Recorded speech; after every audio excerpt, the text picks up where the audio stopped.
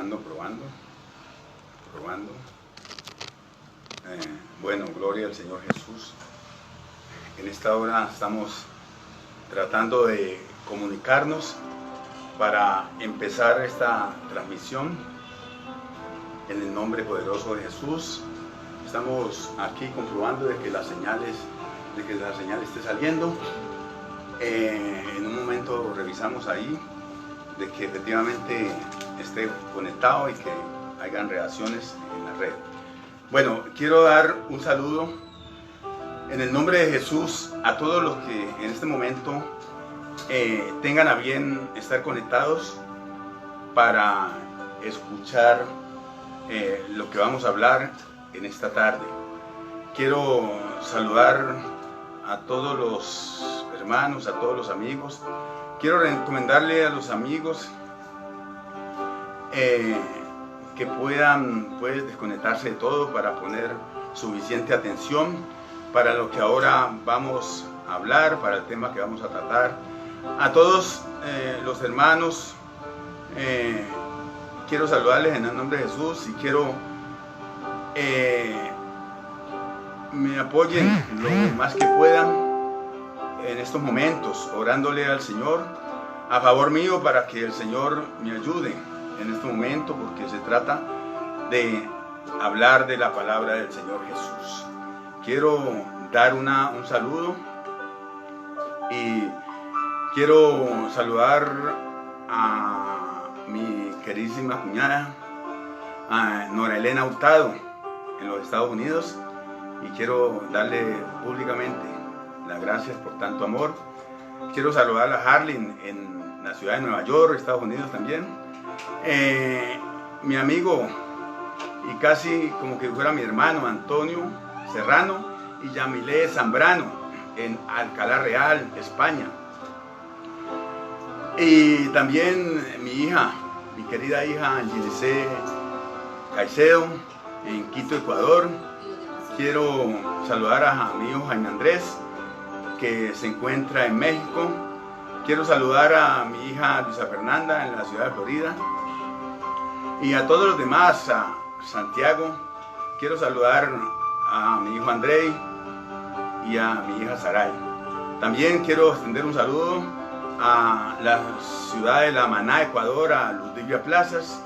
Quiero saludar también a mi gran amigo Luis Alfonso Enrique en la ciudad de Bogotá. Y también a mi querida y respetada madre en el pueblo de Santa Ana, Cauca. Ese fue el vientre bendito que Dios usó para darme la vida y ponerme en este mundo para cumplir su voluntad. Bueno, hoy tenemos un tema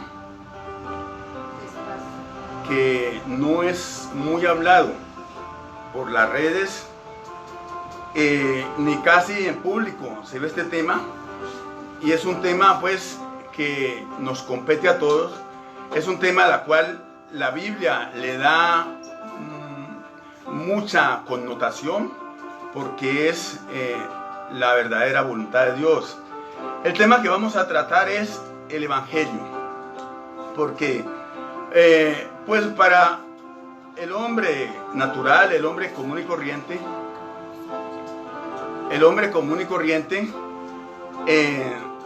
escucha hablar de muchas cosas la cual no le han sido explicadas.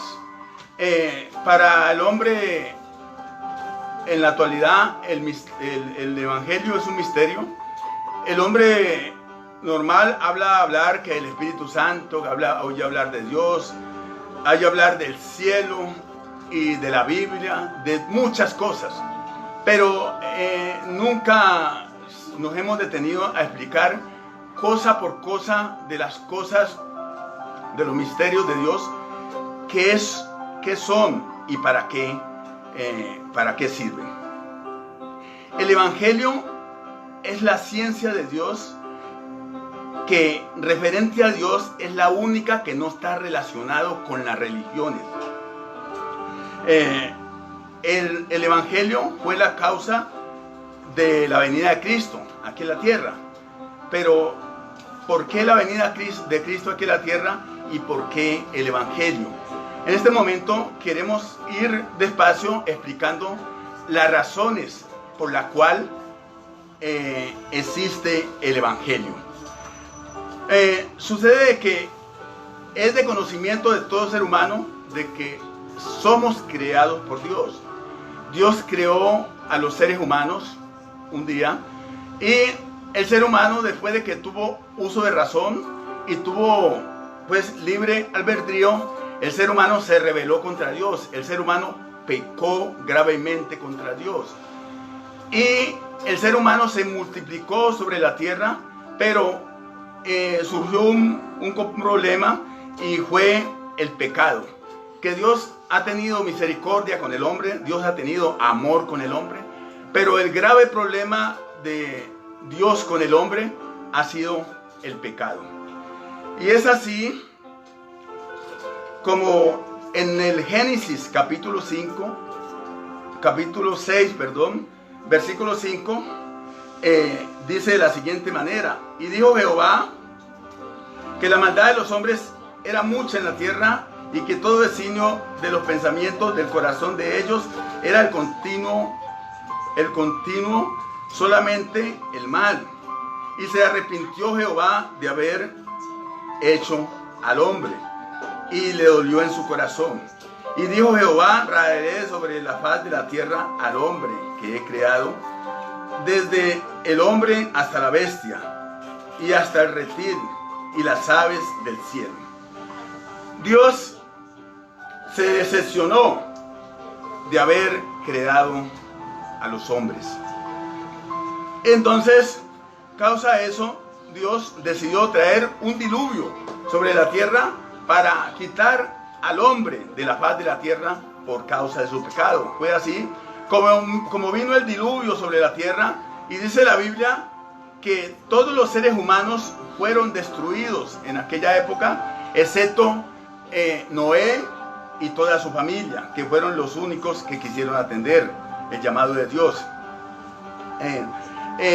Pero luego volvió a multiplicarse la tierra de los seres humanos, volvió a llenarse la tierra de seres humanos, pero aún Dios seguía pensando en su creación más grande, en su creación más maravillosa, y volvió Dios a tener a un pueblo, a llamar a alguien, o sea, a tener cuando sea, si no era toda la creación, un grupo de gente, de personas, la cual formaran un pueblo para él.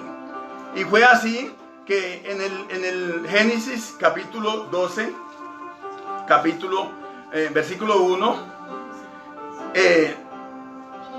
dijo el Señor, le dijo el Señor a Abraham: vete de tu tierra y de tu parentela, de la casa de tu padre, a la tierra que yo te mostraré. Entonces Dios le dio instrucciones a Abraham que saliera de allí y que se fuera para otras tierras, porque le nació en el corazón a Dios crear de Abraham un pueblo para él. Por eso Dios le hizo la promesa a Abraham que sería padre de multitudes. Así fue que del lomo de Abraham formó Dios al pueblo de Israel como único pueblo de Dios. O sea, la tierra estaba ya llena de seres humanos y habían seres humanos, creación de Dios por todo lado, pero a Dios, el pueblo de Dios, solamente era Israel. Entonces, Israel, el pueblo de Israel se formó en el pueblo de Egipto, pero Egipto comenzó a subyugar al pueblo de Israel duramente, y a Dios le dolió en su corazón las cosas que padecía Israel en Egipto. Entonces Dios sacó al pueblo de Israel de Egipto y lo trajo hacia la tierra prometida. Y en este recorrer del pueblo de Israel por el desierto y a llegar a la tierra prometida, en todos estos largos años, Israel también se rebeló contra Dios. Israel pecó duramente contra Dios y era continuo en Israel tener dioses paganos para él. Y eso hacía encender la ira de Dios contra Israel. Y debido al constante pecar del pueblo de Israel contra Dios, el Señor tiene una idea. Y esa idea la encontramos plasmada aquí en Deuteronomio. Los que de pronto tengan la Biblia y puedan leerla, pues sería muy bueno que la leyeran, porque de todas formas el predicador de la palabra debe predicar en base a la Biblia. Y el que escucha predicar la palabra debe también tener su Biblia, porque debe confirmar lo que el predicador está hablando. Y dice en Deuteronomio capítulo 32 versículo 21, les dijo a Israel: ellos me movieron a celos con lo que no es Dios, me provocaron a ira con sus dioses. Yo también los moveré a celos con un pueblo que no es pueblo, los provocaré a ira con una nación insensata. Comienza Dios a imaginarse otro pueblo para él, ya que el pueblo de Israel no ha llenado sus expectativas. Y fue como Dios, aunque siguió luchando con el pueblo de Israel, el Señor comienza a imaginarse otro pueblo. Comienza a pensar en otro pueblo que sería diferente al pueblo de Israel. Por eso es que aquí en Primera de Pedro, capítulo 2, Primera de Pedro, capítulo 2 y el versículo 9, si lo pueden buscar, Primera de Pedro, capítulo 2,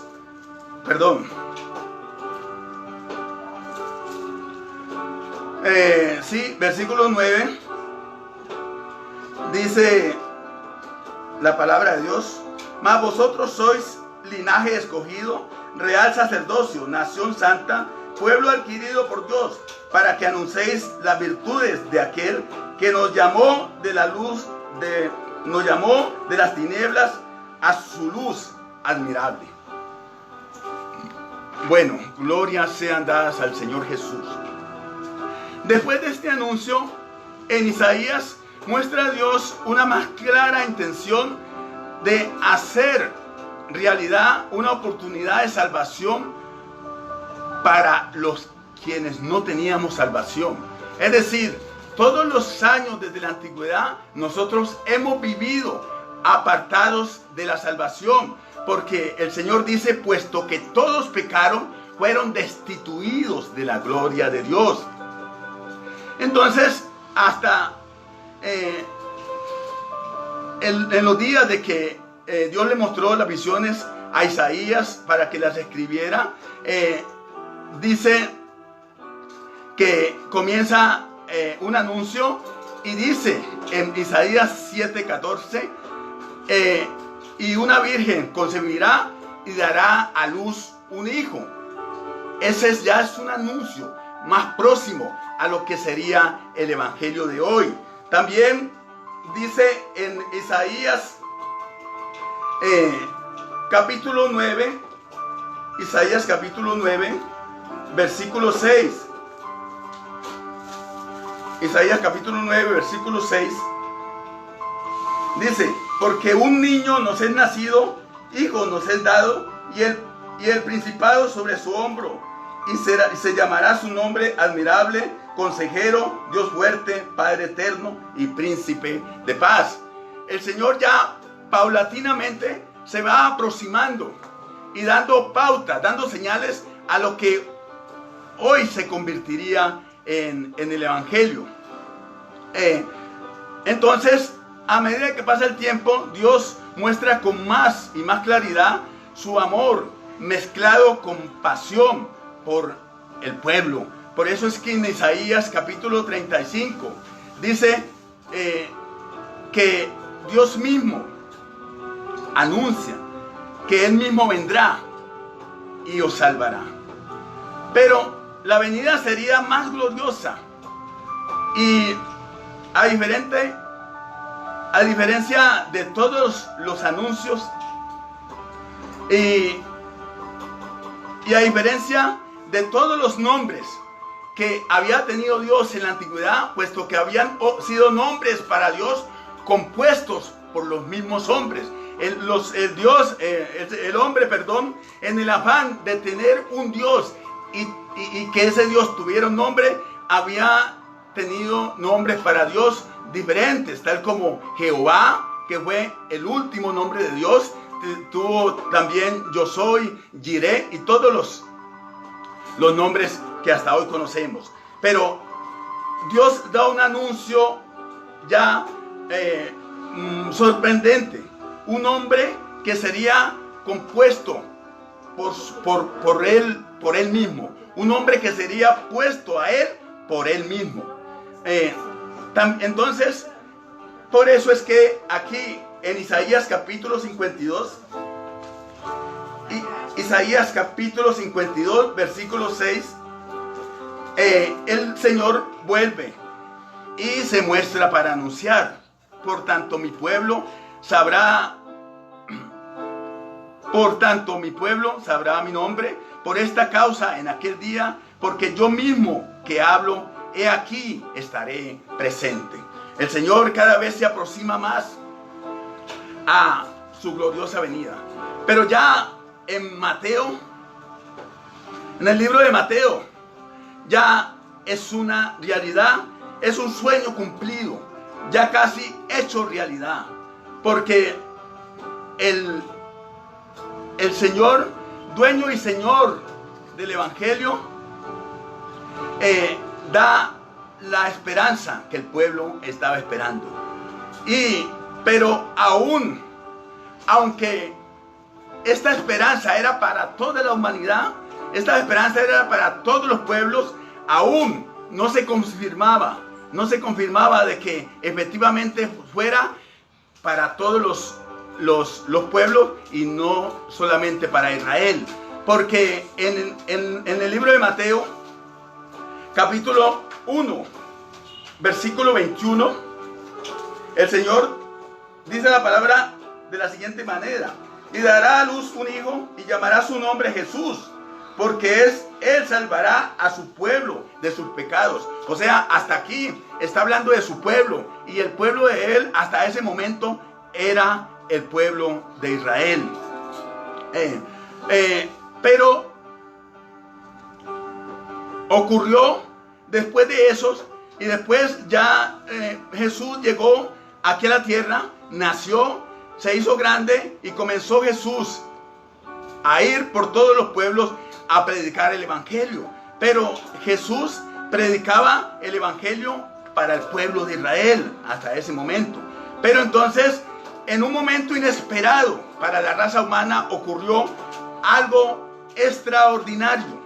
Y vemos una historia en Mateo 15, versículo 21, que dice de la siguiente manera. Mateo 15, versículo 21, dice: saliendo Jesús de allí, se fue a la región de Tiro y de Sidón. Y he aquí una mujer cananea que había salido de aquella región, clamaba diciendo: Señor, hijo de David, ten misericordia de mí. Mi hija es gravemente atormentada por un demonio. Pero Jesús le respondió, Jesús no le respondió palabra. Esta mujer se acercó con el afán de que el Señor la volteara a ver, de que el Señor la mirara. Pero hasta ese momento, hasta ese instante, el Señor no le paró bola. Entonces, acercándose a sus discípulos, le rogaron, diciendo: despídela pues de voces tras nosotros. Despídela pues, porque da voces tras nosotros. Respondiendo dijo: no soy enviado sino a las ovejas perdidas de la casa de Israel. O sea que el Señor vino solamente a Israel. El resto de la humanidad no tenía esperanza del Dios que hizo los cielos y la tierra hasta esa hora. Espero de que hasta aquí esté siendo claro el recuento que estoy haciendo, porque estamos hablando sobre las causas y para qué el Evangelio. Entonces ella vino y se postró ante él diciendo: Señor, socórreme. Hasta que Jesús, de ver la presión de ella y de los que andaban con él, le dijo: no está bien dar el pan de los hijos y echarlo a los perrillos. O sea que en otras palabras, espero que lo tome de una forma amable, querido amigo, en esta hora, hasta aquí, porque la palabra que nombra la Biblia es una palabra fuerte. O sea, que quiere decir de que no estaba lícito, no era lícito que el pan o lo que era para Israel fuera dado a nosotros, porque nosotros éramos como perros. Eso quiere decir la palabra. En estos momentos estoy rigiéndome exactamente a lo que en la palabra está escrito. Gloria al Señor Jesús.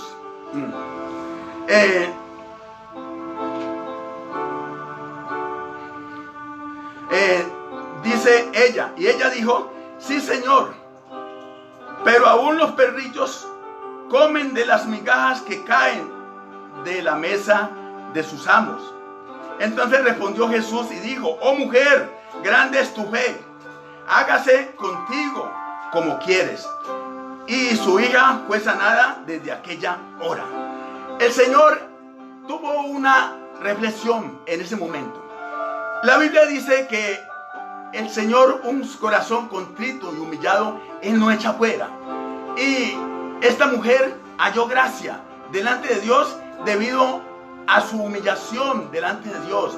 Porque esa mujer tuvo dos cosas grandes en el momento. Primero, reconoció de que ella era como un perro. Reconoció delante de Dios de que ella era alguien muy insignificante. Y esa es la postura casualmente que todo ser humano debe tener delante de Dios. Porque delante de Dios somos nada. No somos nada delante de Él.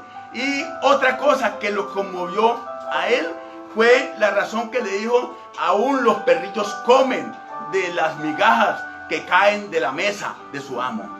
Sucede que esto marcó la historia para la raza humana. Debido a esa humillación que tuvo esta mujer delante de Dios, el Señor ahí tomó la decisión. Aunque el Señor sí lo había pensado, pero el Señor no lo había decidido claramente traer la salvación a todos los seres humanos. Fue en el momento que esta mujer le dijo estas palabras que el Señor trajo la salvación para todos los seres humanos.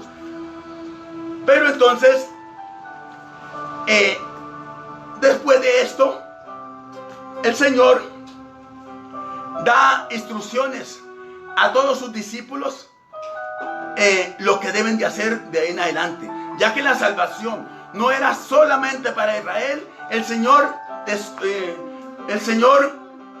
reúne a sus discípulos y les dice: entonces vayan por todo el mundo, prediquen el evangelio a toda criatura. El que creyere y fuere bautizado será salvo, mas el que no creyere será condenado.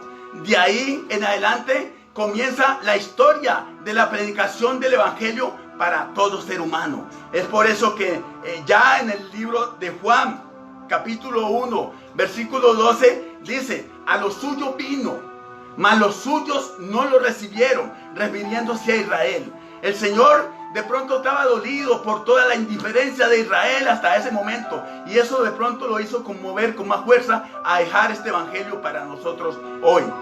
Y sigue diciendo el versículo: pero a todos los que lo recibieron, a los que creen en su nombre, se les dio potestad de ser hechos hijos de Dios.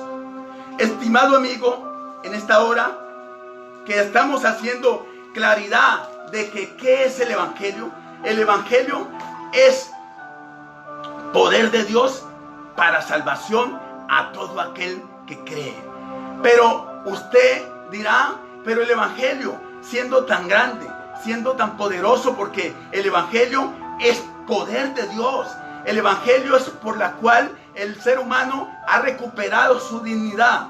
El Evangelio es lo único que puede cambiar la condición del ser humano. Esa condición pecadora del ser humano, lo único que lo puede cambiar es el Evangelio. El Evangelio tiene tanta fuerza y tanto poder que si el hombre fuera sabio, en vez de conseguir un arma para defenderse, andaría mejor con el Evangelio, porque ésta sí verdaderamente lo puede proteger de verdad.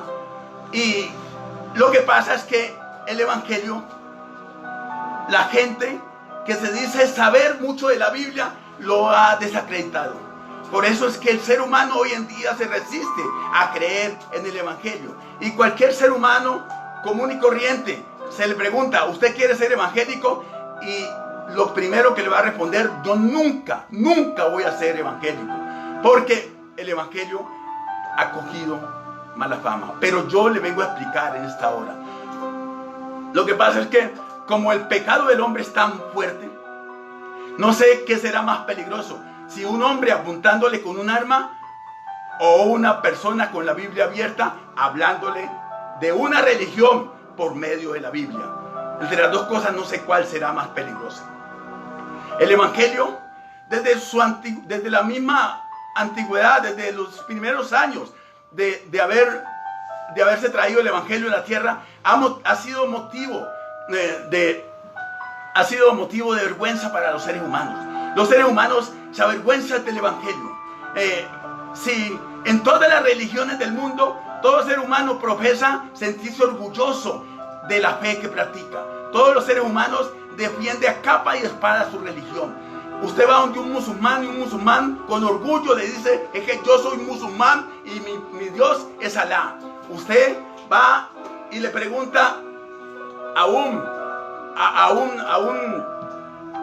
unos de los cuales su Dios es Mahoma, y con orgullo él dice, mi Dios es Mahoma. El testigo de Jehová con orgullo le dice, yo soy testigo de Jehová. El católico le dice con orgullo y con honor, le dice, yo soy católico, apostólico y romano. Cada quien defiende lo que cree con mucho orgullo, pero menos el Evangelio. Pero diremos, y ahora, ¿por qué el Evangelio es lo que es verdad y las religiones son mentiras? ¿Por qué el ser humano se avergüenza del Evangelio? Yo le vengo a decir por qué. En los tiempos de Jesús, dice que se acercó un gobernante de la época, un hombre principal de la época, que se llamó Nicodemo, y dijo que fue a buscar a Jesús de noche para preguntarle varias cosas. Este hombre, ¿por qué fue de noche? Porque de noche no había quien lo viera yendo a buscar a Jesús, o sea que se avergonzaba de Jesús, y Jesús es el mismo Evangelio. Vemos también que de boca del mismísimo Pedro, que vio todas las grandezas y todos los milagros que Jesús dice, cuando fueron a buscar a Jesús, le preguntaron que si él era uno de ellos, y le dijo, no, yo no soy uno de ellos. Y Pedro negó a Jesús también. Entonces, el ser humano es natural de que quiera negar el Evangelio y que quiera negar a Jesús. ¿Por qué se da esto en el ser humano? Porque en nosotros está, en nuestro corazón está el pecado, está la influencia del enemigo, está la pasión por las cosas de este mundo, aunque sabemos de que este mundo es perverso, pero mantenemos pegados a sus costumbres. Eso hace que el hombre le dé vergüenza ser evangélico, porque el evangelio es lo único que es verdaderamente contrario al diablo. El evangelio es lo único que es verdaderamente contrario al mundo. Y el evangelio es lo único que puede dañar la influencia de esta carne. Pero el hombre hace eso hasta cuando conoce la magnitud y la grandeza del Evangelio. Hasta cuando el hombre conoce personalmente, porque al hombre de nada le vale ver al otro que el Evangelio lo cambió.